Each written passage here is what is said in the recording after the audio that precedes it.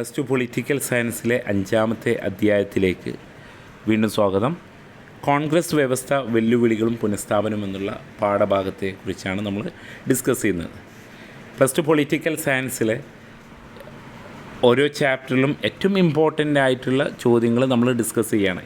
ഏറ്റവും ഷുവറായിട്ട് വരുന്ന ഏരിയാസാണ് നമ്മളിതിൽ ഡിസ്കസ് ചെയ്യുന്നത്. ഇപ്പോൾ കോൺഗ്രസ് വ്യവസ്ഥ വെല്ലുവിളിയും പുനഃസ്ഥാപനവും എന്നുള്ള പാഠത്തിൽ എന്താണ് പ്രധാനമായിട്ടും ചോദിക്കുന്നത് എന്ന് നോക്കാം. ആദ്യം എന്താണ് നോൺ കോൺഗ്രസിസം എന്നുള്ളത് നോക്കാം.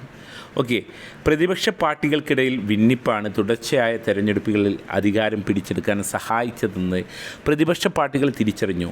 ഈ സാഹചര്യത്തിൽ കോൺഗ്രസ് എന്ന പൊതുശത്രുവിനെ ഒരുമിച്ച് നേരിടാൻ പ്രതിപക്ഷ പാർട്ടികൾ തീരുമാനമെടുത്തു.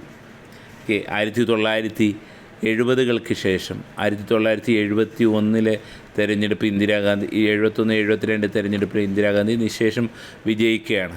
പിന്നീട് ഒരു പ്രതിപക്ഷ ഐക്യത്തിന് വേണ്ടിയിട്ട് പ്രതിപക്ഷം ശ്രമിക്കുന്നു. ഈ തന്ത്രത്തെ സോഷ്യലിസ്റ്റ് നേതാവായിട്ടുള്ള റാം മനോഹർ ലോഹിയ കോൺഗ്രസ് ഇതരത്വം നോൺ കോൺഗ്രസിസം എന്ന് വിശേഷിപ്പിച്ചു. ദെൻ 1969 പ്രസിഡന്റ് തെരഞ്ഞെടുപ്പ് കോൺഗ്രസിനെ പിളർപ്പിൽ കലാശിച്ചത് എങ്ങനെയെന്നാണ്. Split in Congress in 1969. Doctor Zakir Hussain നിര്യാണത്തെ തുടർന്ന് നമ്മുടെ പ്രസിഡൻ്റായിട്ടുള്ള ഡോക്ടർ സക്കീർ ഹുസൈൻ്റെ നിര്യാണത്തെ തുടർന്ന് പ്രസിഡന്റ് സ്ഥാനത്തേക്ക് തെരഞ്ഞെടുപ്പ് പ്രഖ്യാപിച്ചപ്പോൾ സിൻഡിക്കേറ്റ് നേതാക്കന്മാർ തങ്ങൾക്ക് കിട്ടിയ അവസരം ഉപയോഗപ്പെടുത്താൻ തീരുമാനിച്ചു. ഇന്ദിരാഗാന്ധിയുടെ പ്രതിയോഗിയും അപ്പോഴത്തെ ലോക്സഭാ സ്പീക്കറുമായിട്ടുള്ള നീലം സഞ്ജീവ് റെഡ്ഡിയെ പ്രസിഡന്റ് സ്ഥാനത്തേക്ക് കോൺഗ്രസിൻ്റെ ഔദ്യോഗിക സ്ഥാനാർത്ഥിയായി മത്സരിപ്പിക്കുന്നതിൽ അവർ വിജയിച്ചു. എന്നാൽ അന്നത്തെ വൈസ് പ്രസിഡൻ്റായിട്ടുള്ള വി ഗിരിയെ സ്വതന്ത്ര സ്ഥാനാർത്ഥിയായി മത്സരിപ്പിച്ചുകൊണ്ട് ഇന്ദിരാഗാന്ധി തിരിച്ചടിച്ചു. ഈ കോൺഗ്രസ്സിൽ സിൻഡിക്കേറ്റ് തലമുതിർന്ന നേതാക്കന്മാരും അവരുടെ ഒരു കൂട്ടായ്മയുണ്ടായിരുന്നു.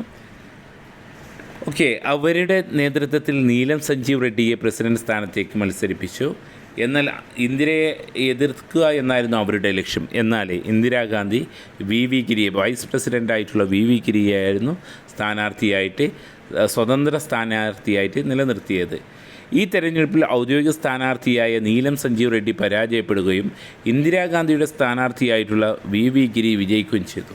അതോടെ ഇന്ദിരാഗാന്ധിയെ കോൺഗ്രസ് പാർട്ടിയിൽ നിന്ന് പുറത്താക്കി. ഇന്ദിരാഗാന്ധി എന്ന പുതിയ പാർട്ടി, കോൺഗ്രസ് എന്നുള്ള പുതിയ പാർട്ടി രൂപീകരിച്ചു. ഔദ്യോഗിക വിഭാഗം കോൺഗ്രസ് ഓർഗനൈസേഷൻ അല്ലെങ്കിൽ കോൺഗ്രസ് എന്ന വിഭാഗത്തിൽ അറിയപ്പെട്ടു. ഇനി താഴെ പറയുന്ന മുദ്രാവാക്യങ്ങൾ ആരെന്ന് കണ്ടെത്തി എഴുതുക.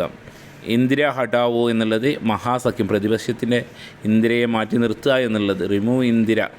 ഗരീബി ഹഠാവോ ഇന്ദിരാഗാന്ധി. അതുപോലെ തന്നെ ജയ് ജവാൻ ജയ് കിസാൻ, ലാൽ ബഹദൂർ ശാസ്ത്രിയുടെ ജയ് ജവാൻ ജയ് കിസാൻ എന്നുള്ള മുദ്രാവാക്യം ലാൽ ബഹദൂർ ശാസ്ത്രിയുടെ. സിൻഡിക്കേറ്റ് എന്നാൽ എന്ത് എന്നുള്ള ചോദ്യമുണ്ട്. സിൻഡിക്കേറ്റ് എന്ന് പറഞ്ഞാൽ കോൺഗ്രസ് പാർട്ടിയുടെ സംഘടനയെ നയിച്ചിരുന്ന ഒരു വിഭാഗം സീനിയർ കോൺഗ്രസ് നേതാക്കന്മാരുടെ ഗ്രൂപ്പിനെ വിളിച്ചിരുന്ന പേരാണ് സിൻഡിക്കേറ്റ്. അതിൽ നേതാക്കന്മാരായിരുന്നു K Kamaraj, K Patil, S Nijalingappa, then N Sanjiva Reddy, Neelam Sanjiva, Atulya Ghosh, Morarji Desai എന്നുള്ളത്. അപ്പോൾ ഇതാണ് ഏറ്റവും ഇതിൽ ഇമ്പോർട്ടൻ്റ് ആയിട്ടുള്ളത്. അപ്പോൾ ഫർദർ റീഡിങ്ങിന് നിങ്ങൾ ടെക്സ്റ്റ് ബുക്ക് ആശ്രയിക്കുക. ഇതെന്തായാലും നോക്കി പോകണം. All the best. Thank you.